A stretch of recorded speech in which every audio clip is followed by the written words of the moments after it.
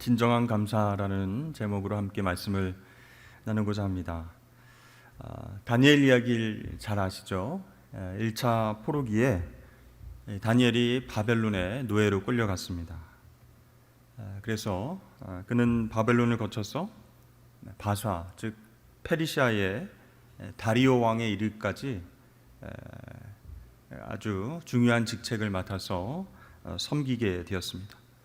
그래서 마침내 3명의 총리 중에 한 명으로 선출되게 됐죠. 근데 이제 어느 날 이 다리오 왕이 이 다니엘을 1인 총리제로 바꾸면서 다니엘을 총리 자리에 앉히게 됩니다. 왜냐하면 다른 총리들보다 다니엘이 민첩하고 지혜롭게 일들을 처리했기 때문이죠. 다니엘의 모든 사역을 통해서 이 사람이면 나라를 맡겨도 좋겠다 이렇게 인정하고 온 나라를 통치하는 권한을 주게 됐습니다. 이것을 알게 된 바사 페르시아의 정치권은 발칵 뒤집혔죠. 다른 두 총리가 가만히 있을 리가 없었습니다. 사실은 족보도 없는 아이인데, 포로로 끌려온 사람인데 어떻게 이 나라의 정책을 다 맡길 수 있는가. 그래서 이 다니엘을 제거할 작전을 세우게 되죠. 근데 아무리 찾아봐도 다니엘에게서 흠을 찾지 못하자 그들은 다니엘의 신앙 문제를 가지고 그렇게 시험을 했습니다. 그걸 걸고 넘어진 거예요. 그래서 30일 동안 누구든지 왕 외에 어떤 신에게 무엇을 구하는 사람은 사자굴에 던져 넣을 것을 왕에게 제안을 합니다.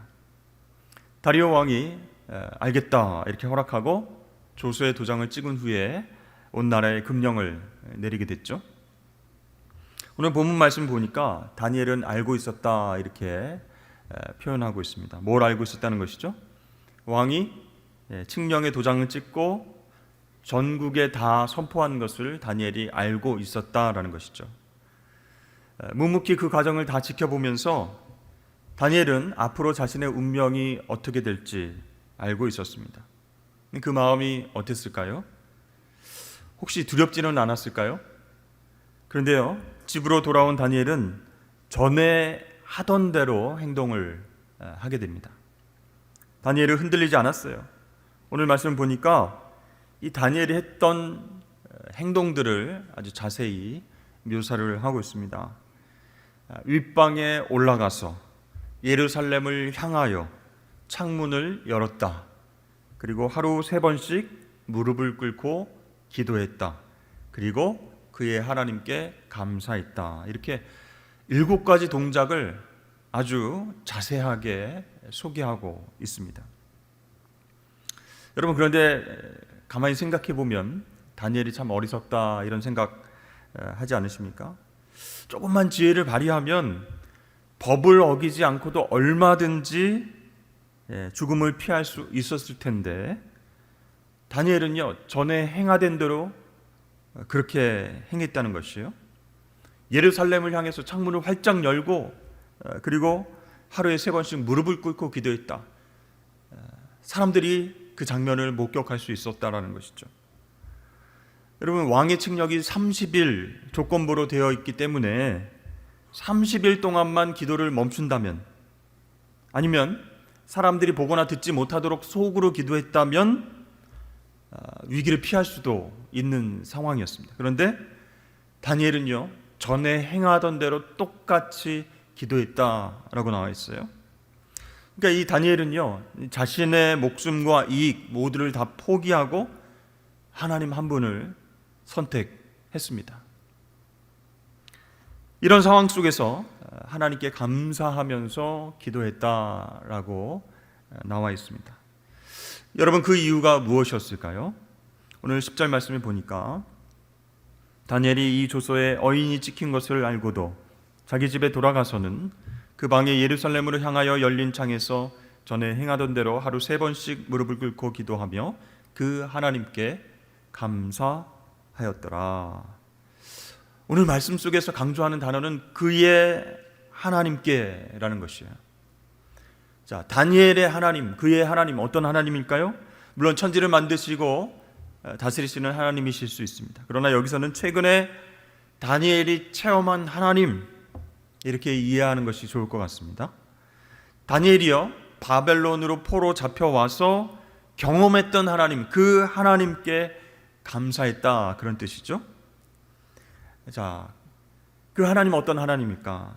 다니엘이요, 그의 하나님을 만나서 본격적으로 함께 살기 시작한 것은 바벨론 궁으로 들어왔을 때부터였습니다. 이 바벨론 궁에 들어왔는데 이 다니엘이요, 왕이 제공한 음식을 거절했어요. 왕이 제공한 모든 식사를 거절했다, 그런 뜻은 아니에요. 왕이 내린 특별한 음식을 거절했다라는 것이죠. 왕이 마시는 특별한 포도주, 매우 기름지고 값진 음식들, 또 이방 신상에 바쳐진 그런 음식들이 특별하게 제공이 됐어요. 그것을 안 먹겠다라고 거절한 것입니다. 그 이유는 무엇일까요? 뭐 나시린의 서약을 지키기 위한 것도 아니었습니다. 너무 기름져서 건강에 안 좋아서 안 먹겠습니다, 그런 것도 아니에요.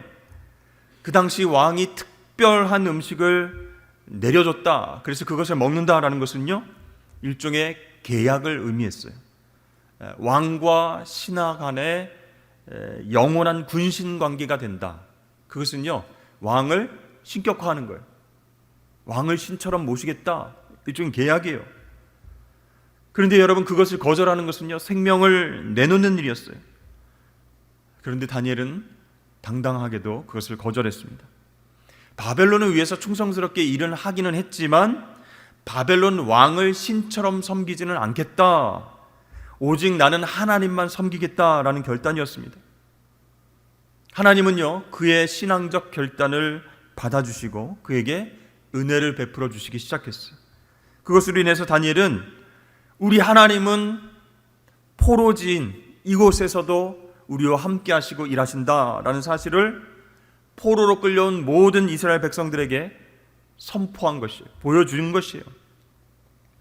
그 당시 포로들의 상황은 굉장히 어려웠습니다. 비참했습니다. 이제 바벨론으로 잡혀왔으니까 스스로 하나님을 떠난 사람들도 많았어요. 바벨론 문화에 빠져들었어요. 또 아예 바벨론의 신을 섬기기로 작정하고 하나님을 배신한 사람들도 있었습니다. 자, 해방되어서 너의 고국으로 돌아가도 좋다라고 칭령이 내려졌을 때 약 20%의 사람들만 예루살렘으로 돌아왔다, 그 사실만 봐도 알 수 있는 것이죠. 자, 에스라와 느헤미야 시대에도요, 돌아온 포로민들이 극히 소수였다라는 것이죠. 자, 이러한 상황 가운데서 마음을 완전히 하나님에게서 떠난 그런 상태의 상황 속에서도 다니엘은요, 왕이 베푼 그 제안을 거절했습니다. 이런 다니엘의 행동은요, 하나님은 살아계시고 지금도 우리를 위해서 역사하신다, 우리를 통치하신다, 이런 폭탄과 같은 선언을 한 것입니다. 그 이후로도요, 계속해서 다니엘에게 위기가 찾아왔지만 그때마다 하나님께서는 다니엘의 편이 되셔서 모든 문제를 해결해 주셨어요.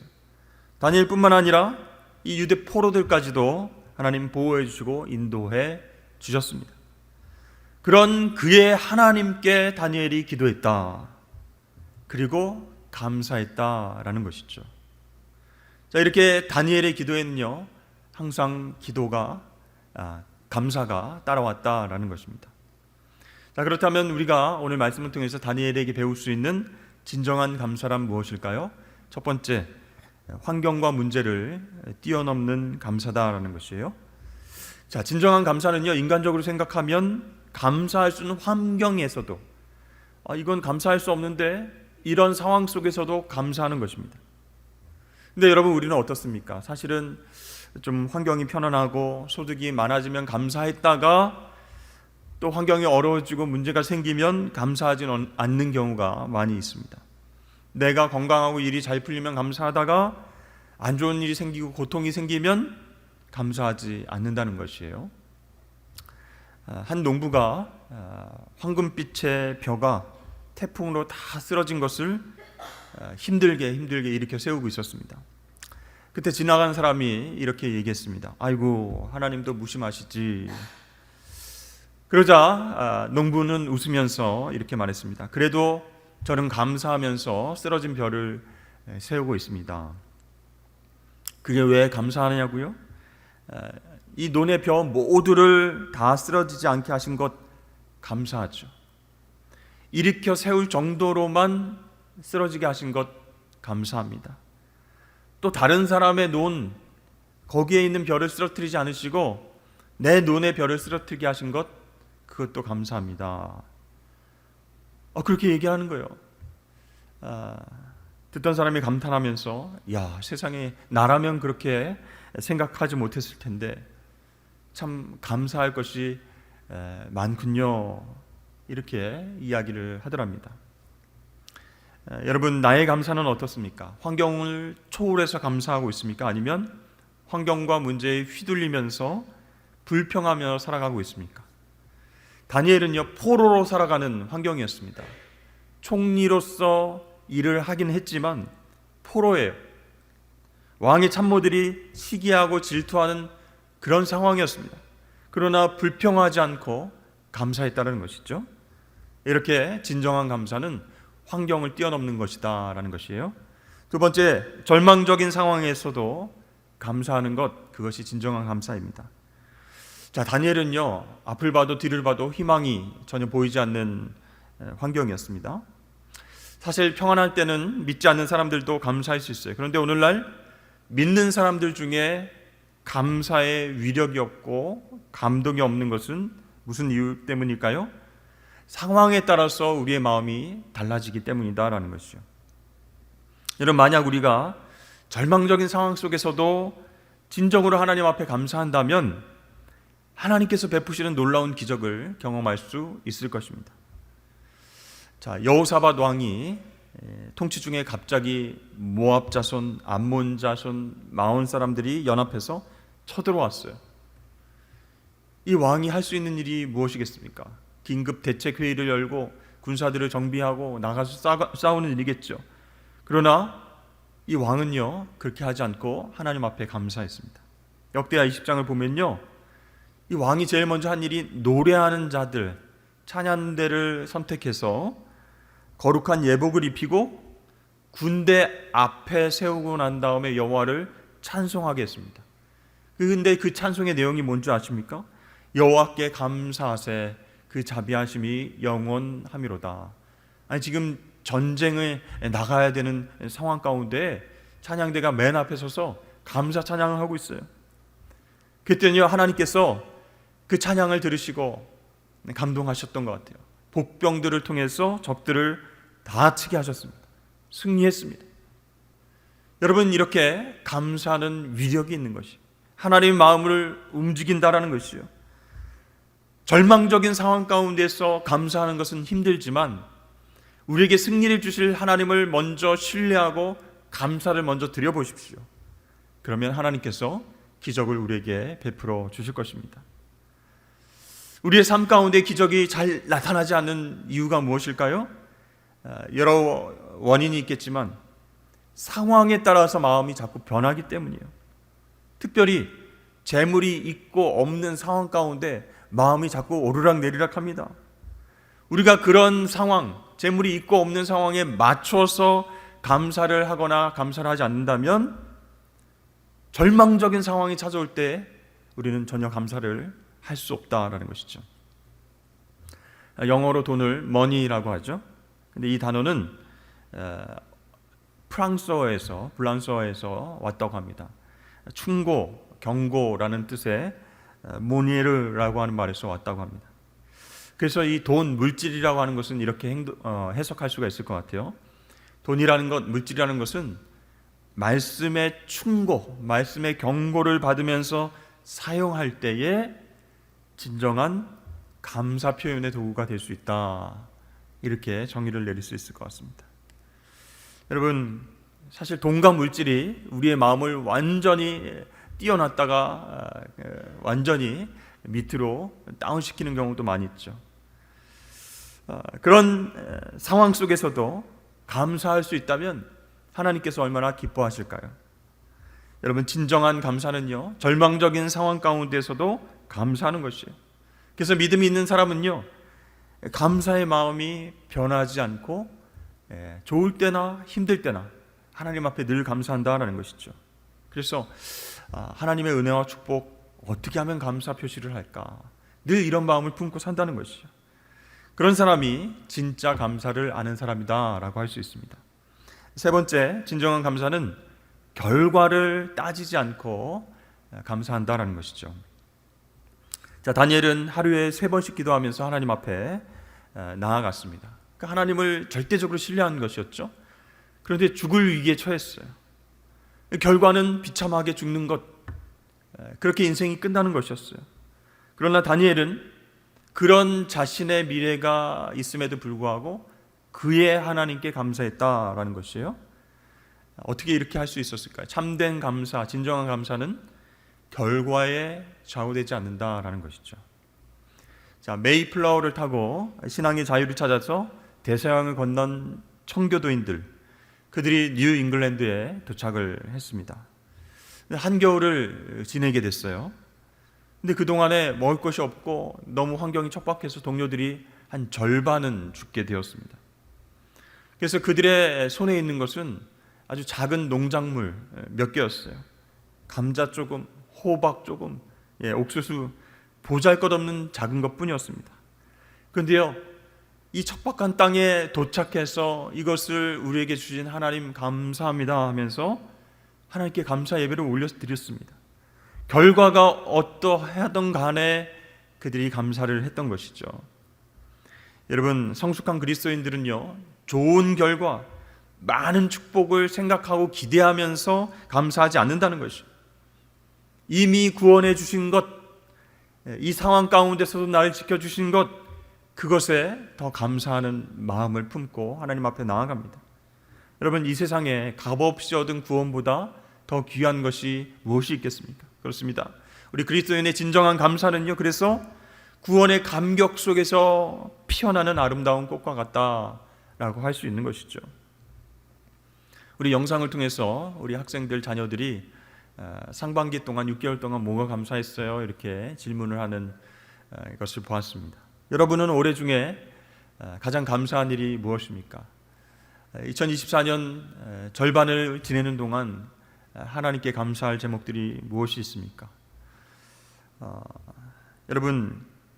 여러분들이 이것이 하나님께 감사합니다라고 말한다면 그 감사의 이유는 무엇일까요?